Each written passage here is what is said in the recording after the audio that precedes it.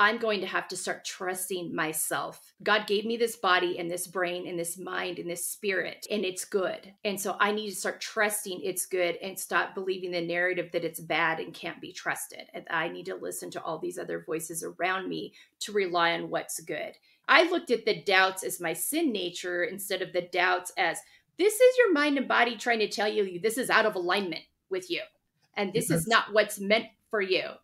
I think it's just if you listen, trust your inner knowing. If your body, if your spirit, if something in you doesn't feel right, follow that. It can be scary at times, especially if it's telling you something in a space you're really comfortable in. But don't ignore that because there's power in it. You are trustworthy. It's sending you that message for a reason. Follow that lead. Start with a simple step, but don't ignore that. Trust that your inner knowing is good, that your body and mind and spirit are for you, that God gave you these tools to use and to manifest and trust that. I didn't trust that soon enough. Welcome back to another episode of Unleash Thyself. I am your host, Konstantin Morun, and today we're peeling back the layers of emotional intelligence, self-care, and empowerment with our incredible guest, Melissa Crook. Melissa is the inspiring woman behind F.E.E.L, which stands for Finding Empowerment Embracing Layers, and she's on a mission to normalize conversations around mental health, boundary setting, and vulnerability, especially for women and marginalized communities. Her podcast, the F.E.E.L Podcast, serves as a sanctuary for all who seek an authentic space to grow together. Today, we're diving deep into Melissa's life-transforming awakening, a journey that began in the emergency room but led her to holistic healing and emotional freedom. If you've ever felt weighed down by expectations, anxious without knowing why, or simply curious about how your emotional world links with your physical health, you won't want to miss this. We'll also explore what it really means to give yourself grace, how it's never too late to set off on a path of self-discovery, and the potential risks of not embracing change. And of course, we'll also dive into the 4 pillars of self, which is a favorite topic of mine. However, before we dive in, if you're enjoying our episodes, I'd like to invite you to hit the like button, subscribe to Unleash Thyself, and if you feel inspired, leave us a review or comment. Your support means the world to us and helps us bring more impactful conversations like this one. So, let's get started.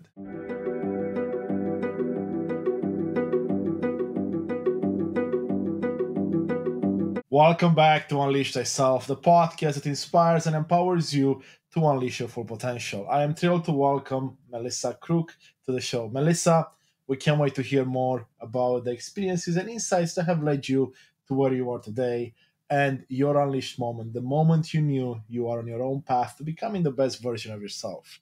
Melissa, it's such a pleasure to have you with us. Oh, thank you, Konstantin. It's a pleasure to be here. I'm so excited to talk to you today. As am I. So I know your journey has been beautiful, many ups and downs. And I know there was something that was really interesting that happened to you a few years back that really put you on a path to unleash the best version of yourself. Should we start there? Yeah, I think that gives the idea behind it. So in the fall of 2019, I had just moved to where my husband Brady and I currently live in Lubbock, Texas for a new job opportunities that we took here. We've lived all over the country. I'm used to moving. It doesn't usually throw me. I've done it 11 times, so I'm pretty practiced. And I thought it would be easier this time because we weren't moving kids with us this time. They were all either in college or out on their own. So I thought, oh, this will be the easiest move we've done in a while. And what I wasn't ready for is it kind of unleashed, for lack of a better word, some stuff within my own self that started screaming at me that it needed attention. So about 3 weeks into the move, I ended up in the ER twice over a 10-day period with racing heartbeat, sky-high blood pressure, bladder, just unloading issues, sweating, just like what is happening to my body. The first time, I really thought I was having a heart attack. We weren't even moved into our house yet. We were still staying at a hotel because some work was being done on our house before we could move in. So I went down to the lobby. I think I scared them to death. I'm like, I think I need to go to the hospital. My husband had already went to work. I ended up calling him and he wasn't very far away and he actually beat the ambulance to the hotel. and got me to the hospital, which wasn't very far away. And they went through everything. Like I got in there and my rates were crazy, really high. And they ran me through all of the things with my heart, with my blood pressure. They looked at all of my organs. They put me on a heart monitor for a month, connected me with cardiologists. And then 10 days later, I was back there again with the bladder issue. And again, all the racing stuff.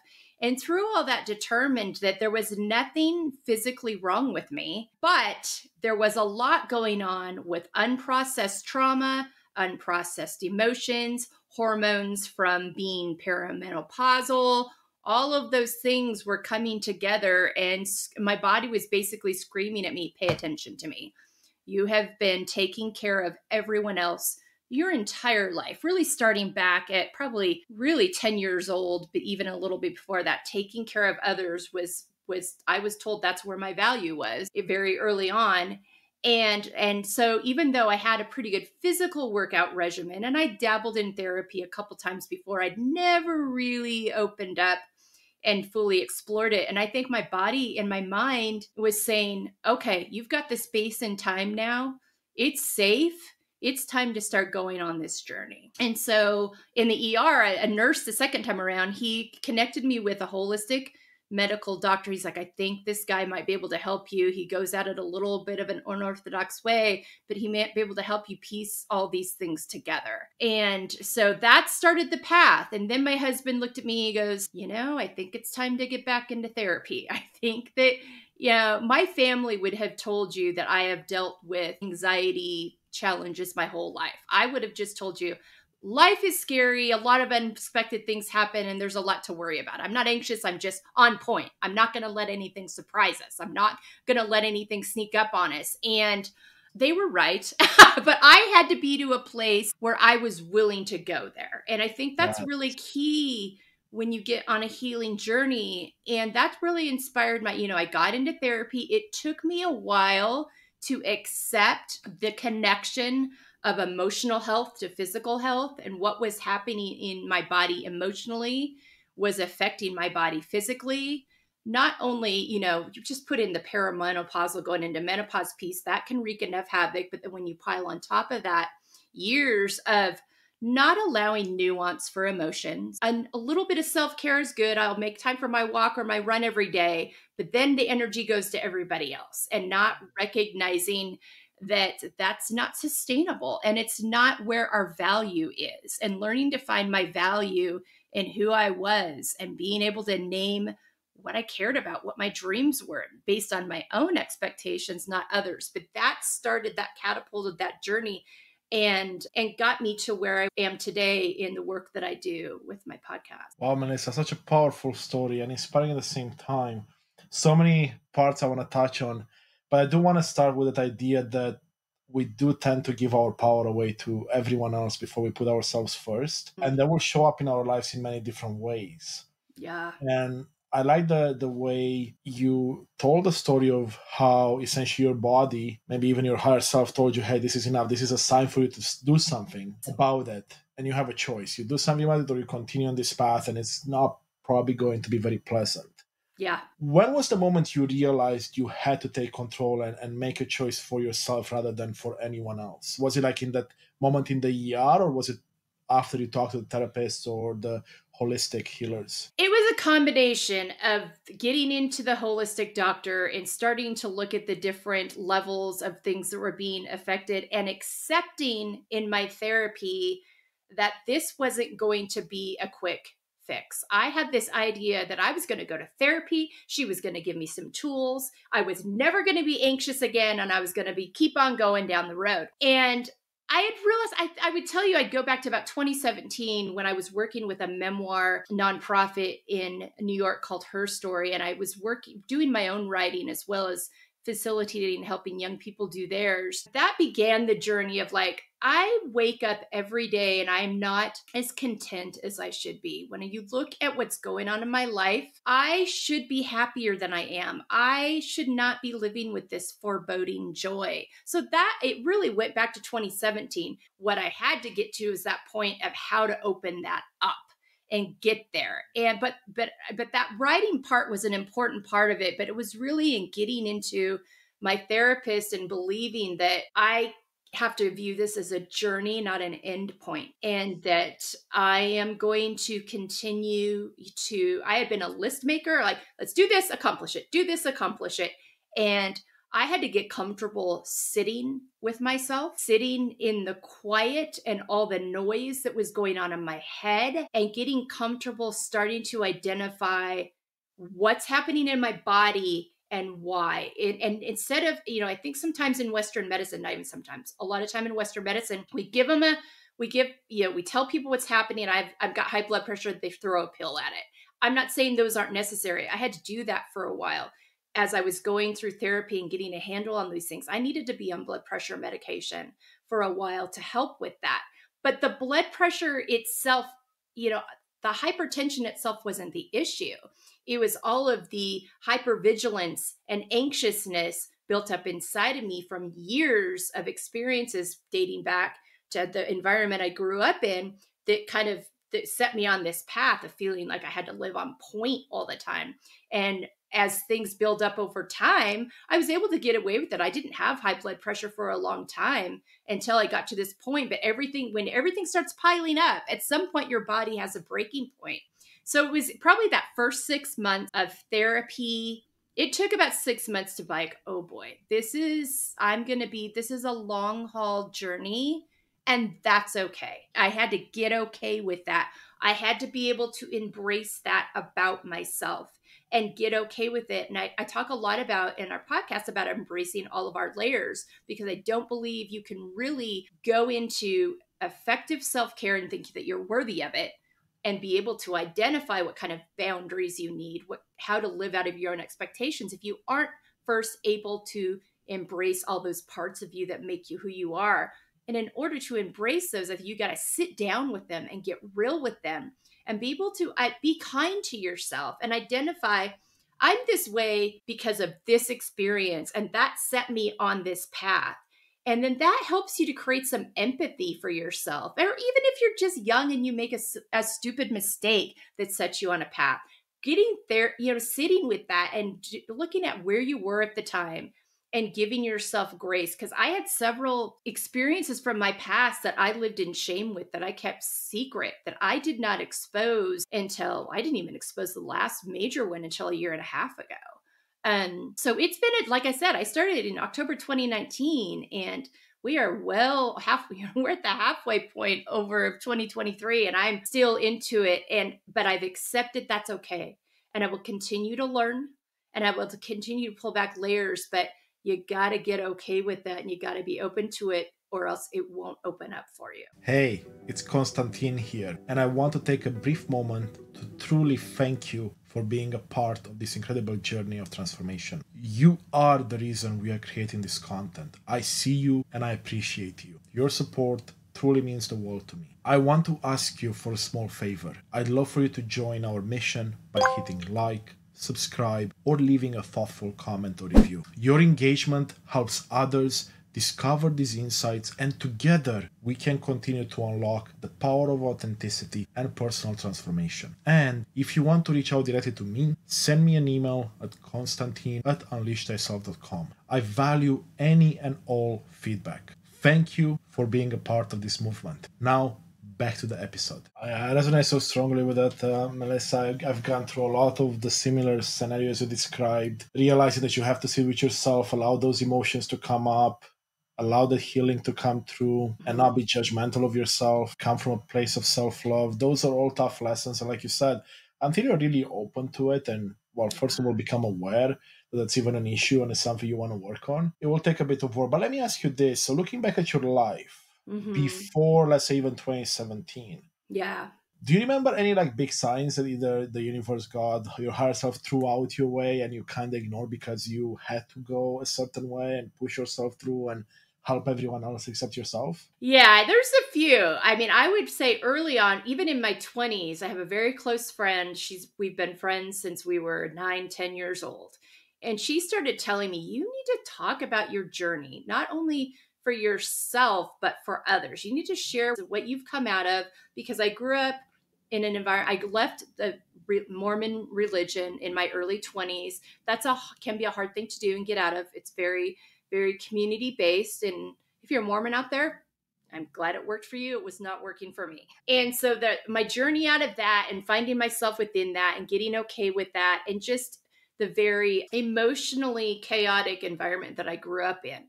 And so my friend, I'm like, yeah, maybe. And I just kind of pushed it aside. I'm like, I was, newly married and, starting to work, and I got pregnant 4 months into being married, which was not the plan. That was a whole other journey. Surprise, surprise. And so I was just like, not now. I've got these other things to tend to.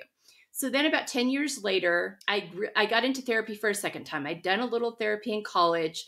And the therapy in college was important because it allowed me to name the environment I grew up in was abusive. And I'd never been willing to name that before, because there were a lot of families and people around me living in a similar environment. And I really was taught to believe that abuse was a physical thing. So if somebody wasn't beating me, daily, then I wasn't being abused. And it had nothing, there was no talk about mental or emotional chaos and abuse and what that does to you.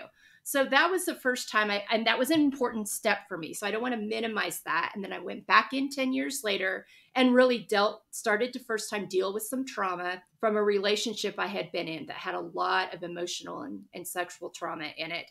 But again, only went so far, because I was like, all right, I dealt with it, time to get back to business. And that one was a big, I had things going on stomach wise at the time, but I was like middle of raising kids. My husband had his own trauma he was going through. Time to get back to business. And someone's got to mind the shop. So I had those two things were very, very key. And then again in 2014, 2015, we had made a big move to Chicago at the time. Again, things started coming up with my body. Your body will tell you. And we look at our body as the enemy. Our body is for us, and it's going to send us clues. We just have to be willing to listen to them.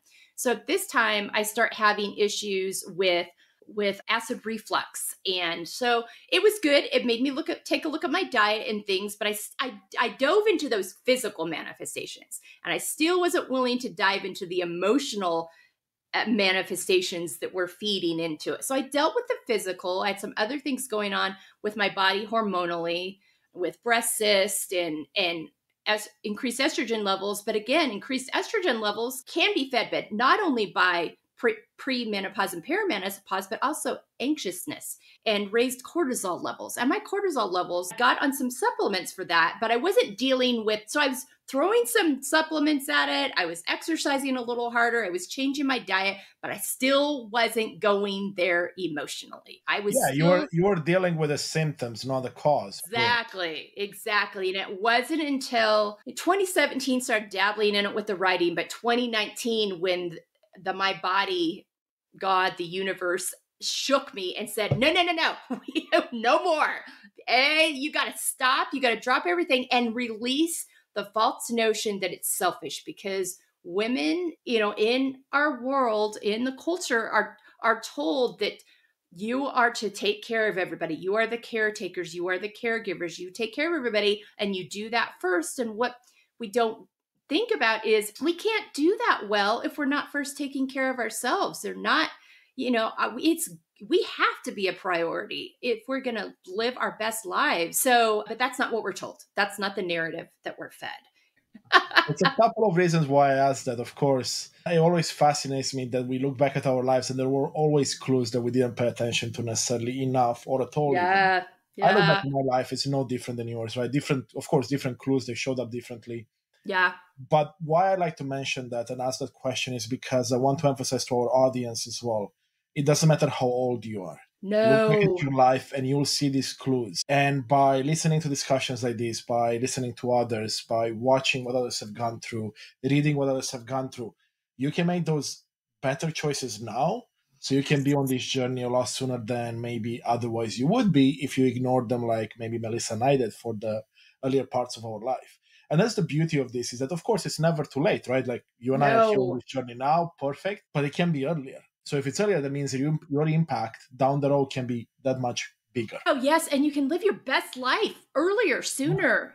Yes, yes. content, at peace. I mean, I'm so passionate about that. I love that. I speak about the same thing. Like, follow your heart, do what makes you smile, and you never really work a day in your life. Even if you have to work a full time job, I still work a full time job, and I always have a smile on my face now because I'm actually living my purpose the way I see it, and I'm bringing that to my professional life and my personal life. Is it Yeah. every day that way? Is it every day that I'm the happiest and joyful? No, of course not. We all have our tough days, but the goal is to have more good days than bad days, I would imagine. And Yes. that's definitely the case. A lot more good days than bad days now than before. Yes, absolutely. And I think within that, you've got to accept that life is nuance and be willing to feel all of your emotions. I mean, I have a practice every day, and I've shared this far and wide, and I want everyone to institute it if you think it'll help you. But I start my day by naming how I'm feeling, period, across the board: tired, irritable, anxious, happy, grateful. All those things always come up, but I allow myself room to name all of them and then identify why am I feeling that way, what's the root of that.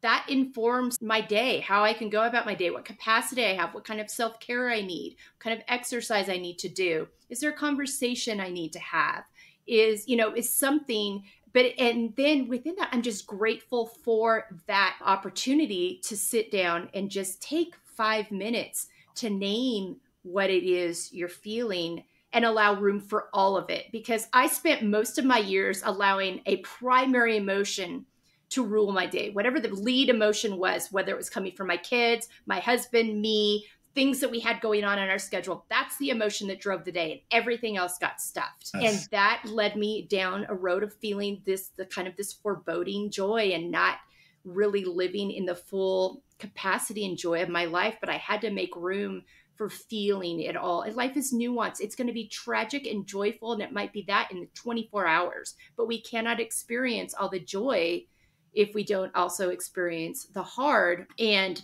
allowing yourself that, and not feeling guilty if you feel multiple emotions in one day. I mean, I can feel incredibly sad and also incredibly grateful at the same time, and that's okay. Yeah, yeah.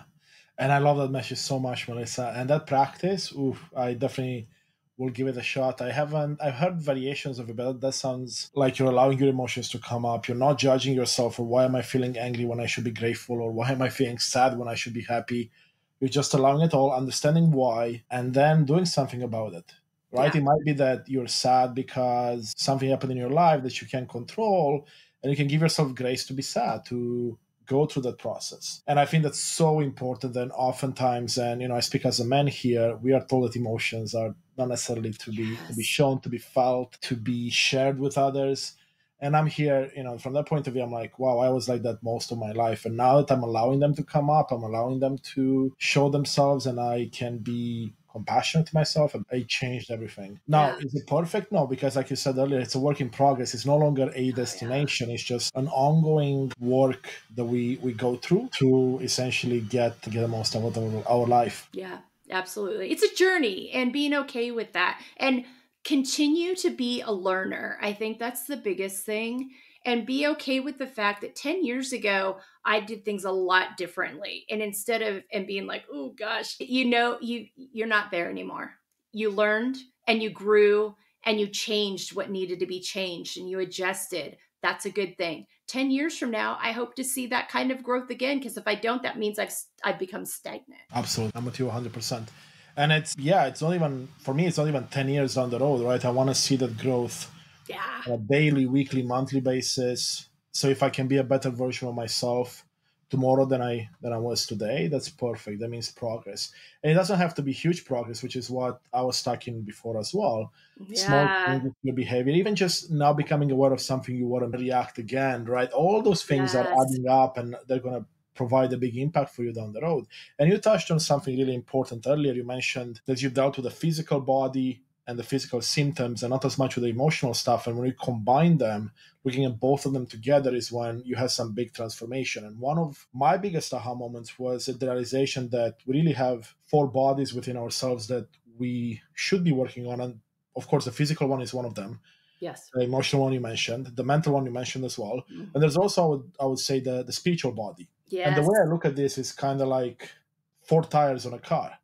If, let's say, you don't work on any of them, of course your tires will be flat, maybe they're not aligned, you're not going to get very far. You're not going to get very far very fast. Yeah. Let's say two of them are really good, but the other two are not. Well, what happens to a car when two tires are out of balance and maybe not inflated as they should be? Again, you may not get to your destination. You may go, in a zigzag format and so on. And the same thing happens. So how about we get all four in balance somehow and Yes. work on them? And when I realized that, I'm like, ooh, that makes so much sense. So now I'm working on my Yeah. physical body, which has always been up and down and not necessarily a priority, because my mental body was always a priority for me. And my spiritual one was, again, up and down. My Mm-hmm. emotional one was like almost never a priority. So how do we bring them to a spot where we can really work on them for the betterment of our whole being, so to speak? Well, I think, for me, I can just speak to my experience, but I had to be willing and open to look at all of them. And the one that was scariest for me to look at, you mentioned the spiritual side. I grew up Mormon. I left that. I then went into very evangelical spaces for the next 25 years. And there were some good things within that, but within that also, there were a lot of narratives that were hurting me.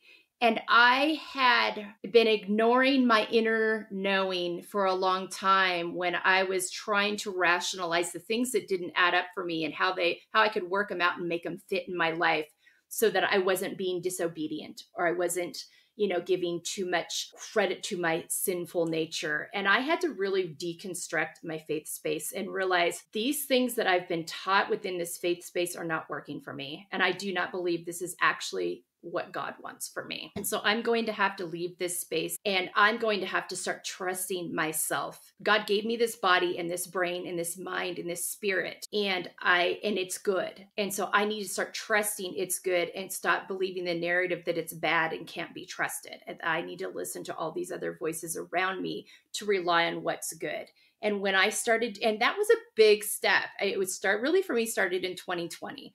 I just was like, this isn't working for me. It's making me feel anxious. It's making me feel guilty because I'm not being faithful enough. I've got all this anxiety. It must be because I'm not being faithful enough. Believing narratives around just worldviews that I just weren't aligned with what I thought was the right thing and what my body had been telling me for years.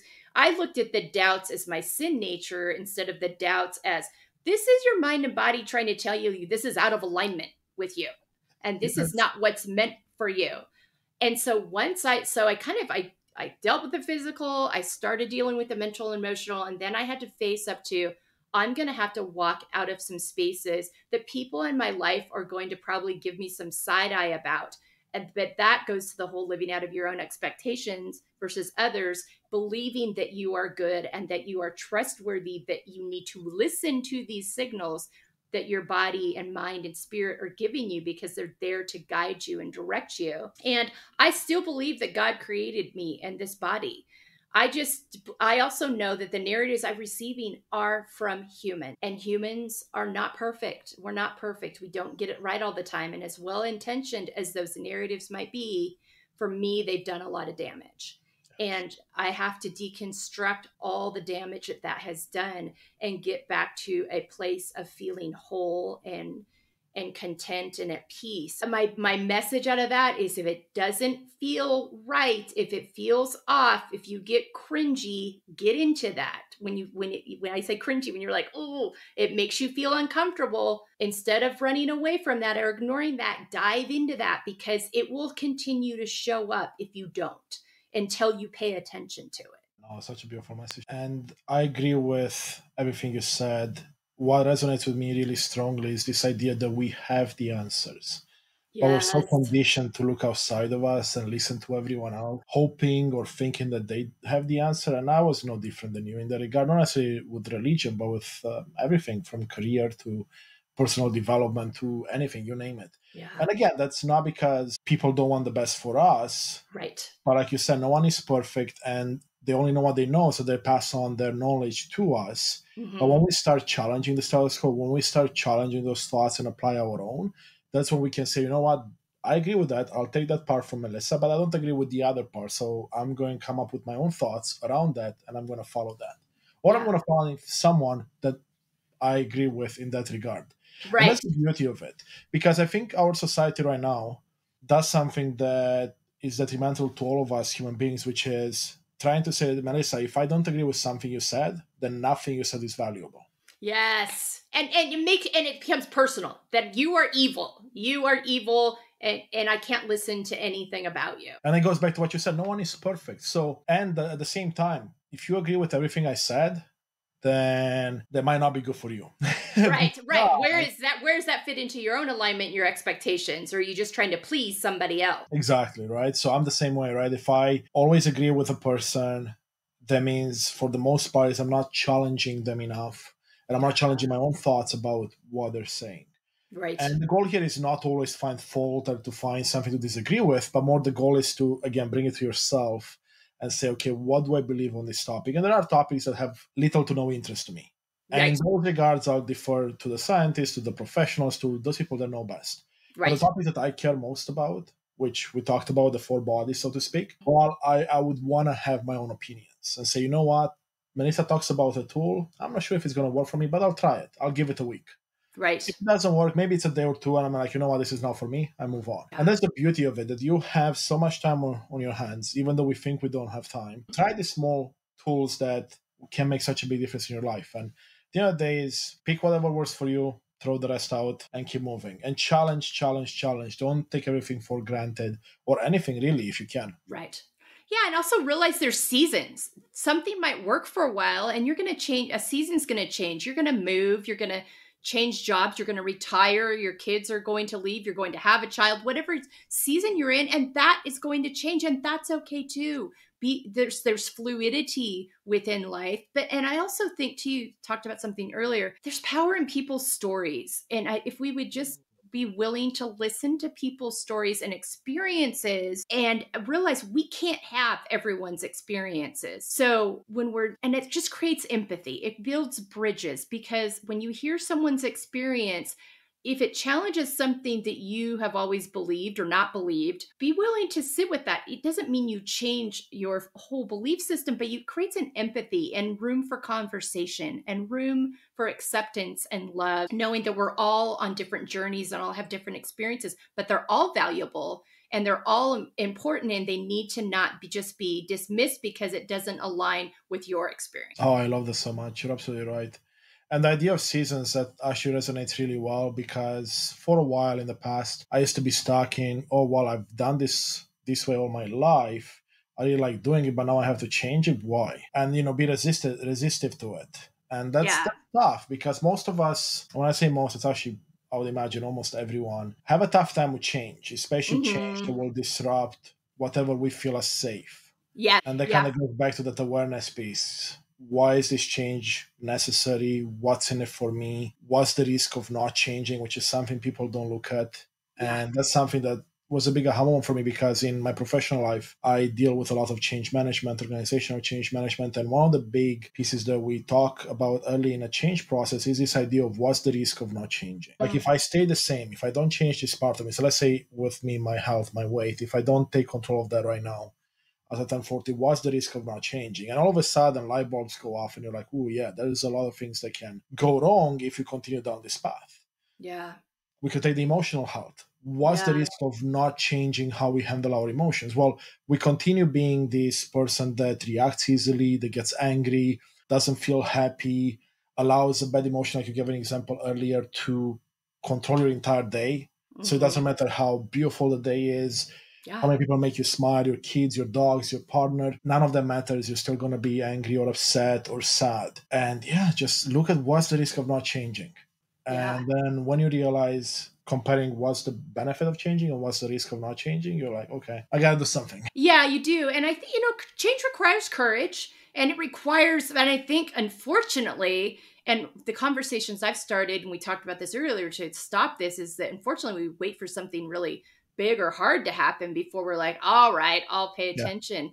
And the hope is, but change does require courage. A change we made in our lives is in 2014, we left. We'd lived in an area of the Northwest for about 9 years. We'd raised our kids there. It was very safe, surrounded by a lot of people like us. A lot of people looked like us, believed like us, all those things.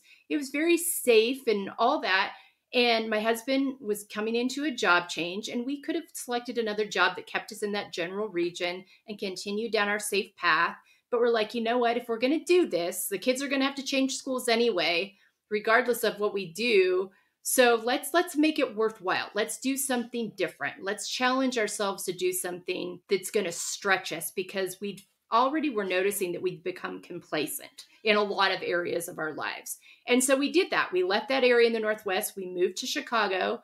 It was our middle daughter's senior year of high school and our youngest daughter's sophomore year. Our oldest was already in college, so it didn't affect her as much.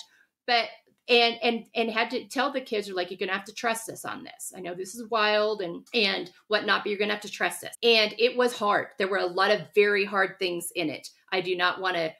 Our house didn't sell for forever. It was a big adjustment for our daughters. They really went through some bumpy times. I went through some bumpy times. We all did. But it's the best thing we ever did, because it was an awakening to what our complacency, it was awakening to the growth that we needed to happen. It was an awakening to our belief system. It was an awakening to how we view our place in the world, how we vote, what our values are, and how those affect other people, other systems. It was just this giant awakening that I will say it's the hardest 9 years of my life, these last 9 years. It's also the most growth, and I feel more aligned with myself than I ever have. And that doesn't happen if we chose the safe route. Yeah, I love that message because it resonates so close to home in the sense that most of us, we go through challenges. So if we stay away from challenges, like you said, if you stay in the safety zone, where there's nothing to challenge your belief system, nothing to challenge the way of life and any of that stuff, then of course it's very hard for you to grow, because again, we talked about awareness. If you stay the same, there is no awareness of anything else. There is beauty in that, and some people enjoy that type of life. But if you want to grow as a person and to help those around you, you likely have to face a few challenges, and some will come by choice. Like in this case, you chose to move. Right. But some will not come by choice, like the health issues you experienced, right? So I guess the big lesson for me in that is, which choice do you want? The one where you can take full control and say, I'm choosing this, or do you want to allow someone else to come in and say, well, you have no choice now. You have to deal with this. And that comes in the form of a health scare or other type of scare, right? Mental, emotional, physical. Yeah. Just, look at where you are in your job. If you're feeling complacent, or you see some clues, or there's it just doesn't align with your values, and don't wait for, moment where all of a sudden maybe there's not space for you anymore because you didn't make a change, or you're just so unhappy that you're forced to make a change. You have this big breakdown. Don't wait for the breakdowns. Listen, and I'm talking out of experience. Trust me. I waited for the breakdowns. I do not recommend them, but also had some choices along the way that were hard, but absolutely no regrets, even though I could tell you a list of 10 things within them that were very hard about them that I would have liked to skip over. Yeah, absolutely. I mean, there's so much there, of course. But again, if you skip over some of those, right, the question comes down to those lessons. Do you need them or not? Likely you do, right? Yes, you do need them. And that's what awakens you to the things. It can get very uncomfortable when you start looking at thoughts and ways that you've existed in your life that you're like, oh gosh, that needs to be addressed. And that's where that compassion piece comes in. That's where you got to, it's real easy to get hard on yourself and ugly on yourself in those moments. And your self-talk can become really problematic. That's where I've had to learn, because I was a problematic self-talker for a lot of years. And someone gave me the example of, would you talk to your best friend that way? Would you talk to your daughter that way? Would you talk to your sister that way? Your partner that way? And that really helped me reframe it. It goes back to, just accepting the wholeness of life and all that comes with it, and knowing that you got to be open to all of it to experience all of it. Absolutely, 100%. So building up on that message you just shared, let's talk a bit about your podcast, the F.E.E.L podcast, right? Finding empowerment, and then it's embracing layers. I just took my note there. Can you tell me a bit more about how you came up with that idea and why? Yes. We talked about my journey. You've heard my story. Well, we get to March of 2021, and my husband's birthday is on March 1st. And he was working through a Brené Brown book at the time. Big fans of Brené Brown in our house, and just how she's challenged our thinking. And that requirement was that he do a dream on that next step. I don't want to say requirement. The choice next step was that he do a dream wall. And so he wanted to do that on his birthday. He always takes his day off for his birthday. So he's like, I want to dedicate 2 hours this afternoon to a dream wall. Will you do this with me? I'm like, sure. And what's that? What's Well, that was just it. I was like, how do we even know that? So Brene gives you these lists in this book of how you identify what fires you. You start with like what really makes you feel passionate, and gives you kind of a path to go down. What makes you feel passionate? What do you feel like you want to fight for? What makes you excited to get up in the morning? What are your strengths? What is something you can do within that? What is something that's a strength of yours that you can live that out? And so that kind of helps you get to where it was. And so you get sticky notes and you just start writing things down and you put them up on a wall to kind of lead you down that path, and hence the dream wall. So we took one of our daughters, the spare bedrooms that they were off. They'd gone back to their world kind of semi post COVID. I wasn't really post, but semi enough to leave. And so we used one of their walls, and Brady took a wall and I took a wall, and we just start with these colorful sticky notes, started writing out these through this activity. And I got to a space where I was like, I've always been passionate about women. I've always been passionate about underserved voices. I've always been passionate about us being heard and having a place to have these conversations. And what I have learned in my journey over the last 2+ years is there's a lot of conversations that we are not having because we've been told they're not appropriate. We've been told that those need to be private, that there's a stigma around them. And I was like, we've got to bust this open and start having these conversations so that women aren't ending up on the path I ended up on. And we've had men on our show too. It's not, but it's primarily based towards women because of the narrative we hear that self-care is selfish, and taking time for yourself is selfish, and having boundaries is selfish. I'm like, we're going to dismantle that thought system. And I've lived all over the country, and I know a lot of women that have walked down this path as well. And they come from different backgrounds. They come from different age groups, different parts of the country, different ethnicities, different faith spaces. We're going to bring all of these voices to the table and have these conversations as a way to build community, as a way to feel empowered, as a way to get resources from other women who are on this journey, so that we can start embarking on this and take the stigma off of this. And so I was like, I'm good at talking. I like to talk.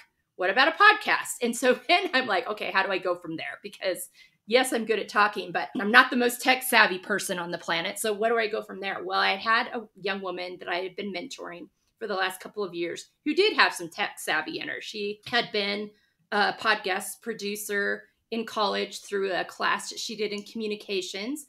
And then another young woman who was a college roommate of my middle daughter's had a marketing background, and she knew how to set up websites and social media pages.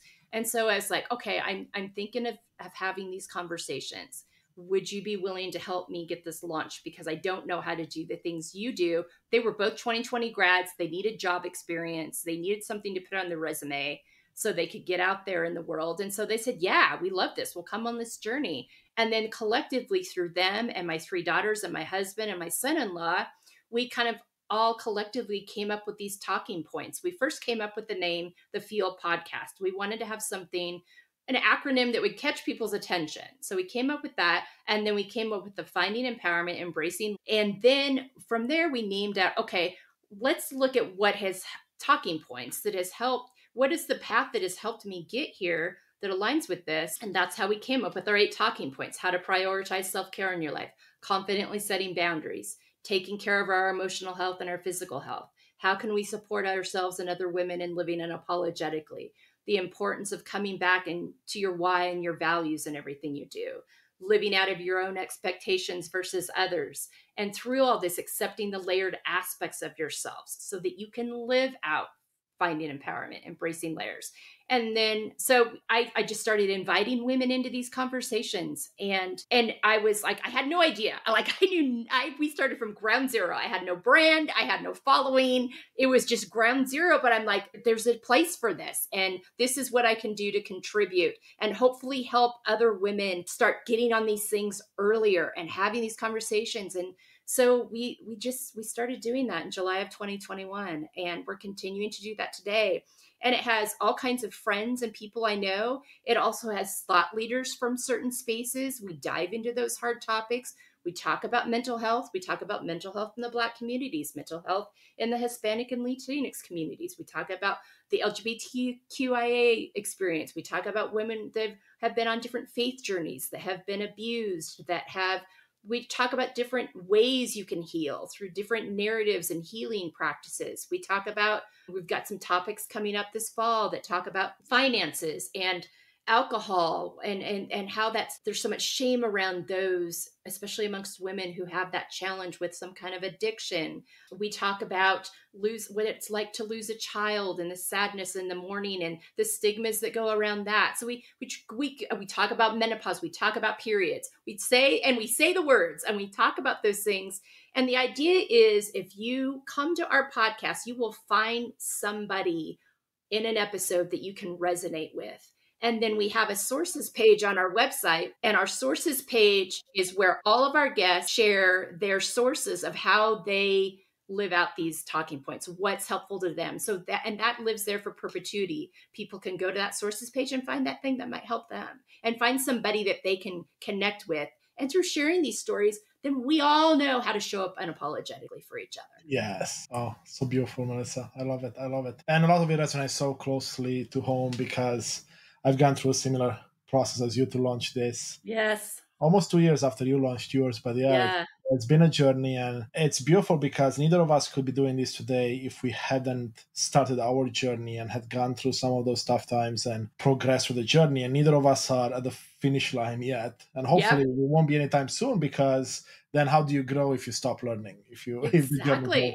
There's no more to offer if you stop learning. And that's the whole message, is be a learner for your whole life. And what you say with the stories, right? That's one message I want to get across to my audience and our audience together when they come and listen to this, and when I'll be on your show later on this year. But there is the idea that we all have such unique journeys, which means we all have amazing stories to share, and we're not alone on this. No. So share your journey with someone close, maybe the beginning, then share it with others. Get on TikTok, get on Instagram. It doesn't matter where. YouTube. Start a podcast. Be on a podcast. Yes. Because like you said, you don't know who is going to benefit from it. And chances are, big chances, that whatever struggles you've gone through, you're not alone, which means others have gone through the same thing, which means you can help someone that's where you were 10 years ago or 5 or 2 years ago. Yes, because I think so much sometimes when we go through some of these experiences, it feels very isolating. And it's isolating because we've been told not to talk about it. Yes. And so that's why we've got to take that stigma, because there's a whole community of people out there that are on this journey too. And when you open up that community and they see you walking it out, it invites them into it. It allows them to feel like they can come into it too. And that's the beauty of it. We have a Substack, and we invite people to join our Substack, because that's where our newsletters and blogs drop first, and have conversations about what's working for them, what's affecting them, what really struck them about that episode that blog and newsletter are built around, but inviting them in. There's a place for you to be welcome. And we, on our website, embracinglayers.com, we have, let us know how you feel. Email us, let us know, share your experience with us. But it's that saying it out loud and taking that stigma off of the silence, that we can come out of isolation and be healthier together. I love the message. Exactly. I resonate with 100%. And that's pretty much the message I want to portray as well. And the beauty of it is that what you do and what I do here, when we do together, it doesn't care about color, race, sexual orientation. None of those things matter, because we're all human beings at the core of it. Yes. And we're all here to live a joyful, happy life. So how do we do that together, ideally? Yeah. And break down those systems that are disallowing people from doing that. What can we do to help and support to create systems that are healthy and safe for all of us, exactly, around the world, where we all have the same freedoms and can do this together. And for those of us that have more privilege and power than others, how do we take that space and make room? I think we have to get rid of this whole scarcity mindset. There's room for you and I in this conversation. We don't have to feel like I can't do that because Constantine's already talking about that and there's not room for me, or I can't share space. Yes, we can share space, and we can not only share space in our podcast world, we can share space with each other and lift each other up. And if an opportunity is not open for me, Who am I letting know that it might be right for? Just it's simple things like that. Absolutely. Absolutely. 100%, Melissa.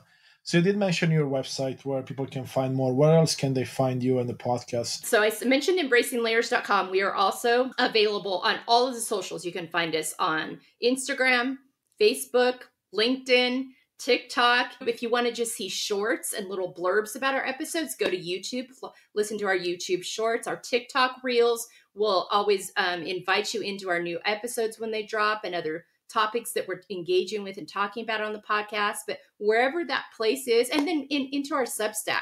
Our Substack is a great place to have conversations in the community. And you'll see we're in the process of adjusting our logo. When we went into this space a few years ago, some social media spaces allowed the F.E.E.L podcast and some allowed Embracing Layers. So we're working on this summer of combining like one. So our overall name is Embracing Layers with the subtitle, the F.E.E.L podcast. And that's how we're going to be seen moving forward. We're in process of working on that right now. But if you plug in the F.E.E.L podcast or Embracing Layers, we will pop up on all of those social medias. Follow us, engage with us. Let us know what you want to hear from us. Is there's something we're not representing yet? Or let us know what's helped you. Help us with those stories so we know what's working and what people like. It really informs on the topics we talk about and the talking points we use. Share with us your stories of what's been impactful. But we want to have conversations. We're also getting ready to release a book in the fall. For those of you that aren't into podcasts, you're going to be able to learn about our first 4 seasons in book form and be invited into the conversation that way. So we just want to make space for these conversations and invite people into them. Amazing. That's beautiful, Melissa. Well, I want to thank you so much for the conversation today and everything that we delved into.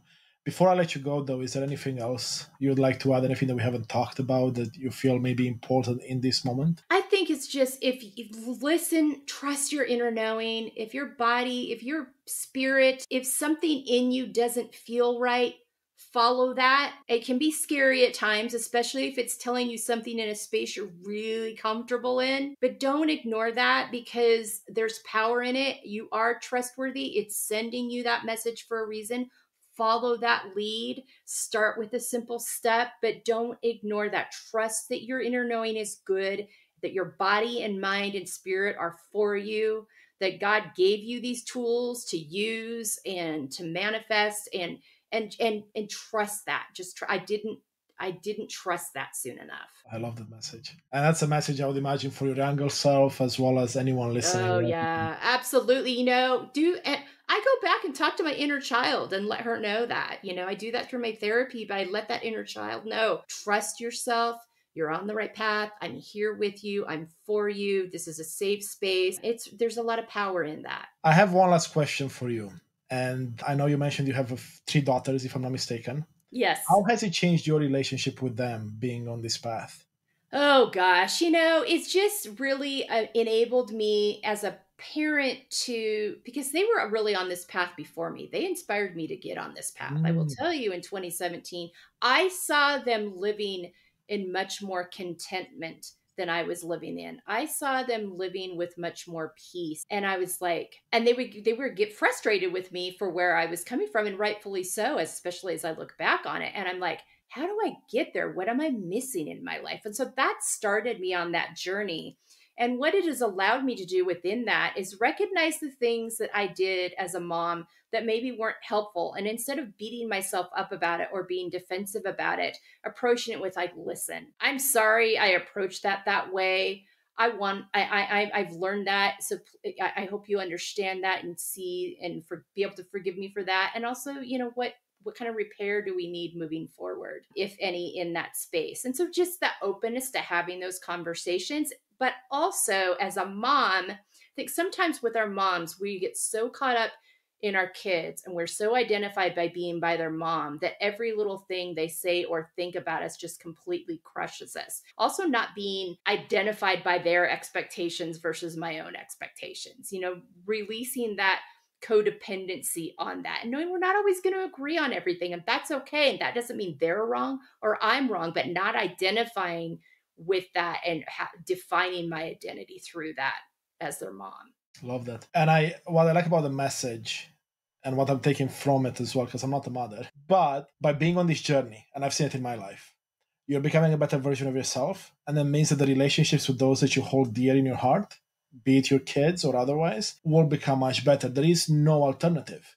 No, there's not. You're just becoming better, which means that everything will become better as well. Of course, some people will leave your life. Yeah. Maybe even some family members, because now you're not resonating with them anymore. They don't resonate with you. There might be some conflict, but that's fine. But those people that care about you and you care about them, those relationships, they'll be like never before. Oh, 100%. I'm so glad you brought that up. We literally talk about that. That's our last point in our podcast. We're like, how does walking this journey of F.E.E.L affect your relationship with yourself as well as your relationship with others? And time again, it comes up that you find yourself in the end, when you do this work, surrounded by the people that are truly for you, that are truly with you, that are truly going to show up for you and accept you and love you.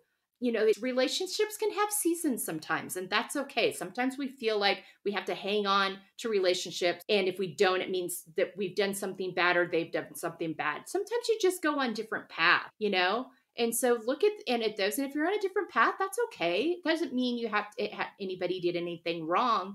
But yeah, you're surrounding yourself and you're showing up the way you want to show up in a relationship, which I'm starting to do that for the first time in my life these last couple of years. I'm actually showing up, and it's a practice. Like it's a, you know, you don't get it right every time. There are things that trigger you. They're going to set you off course. So you've got to release that idea of perfection as well. But also that awareness. If I show up a way I didn't want to, I'm aware of it pretty quickly now. Instead of being defensive about that, I'm able to identify, oh yeah, I can see where that came from. And I'm able to be accountable and own it instead of just being defensive and mad about it. Yeah, absolutely, Melissa. I'm with you 100%. Awesome. Okay, Melissa, well, again, thank you so much. I want to thank the audience for sticking with us.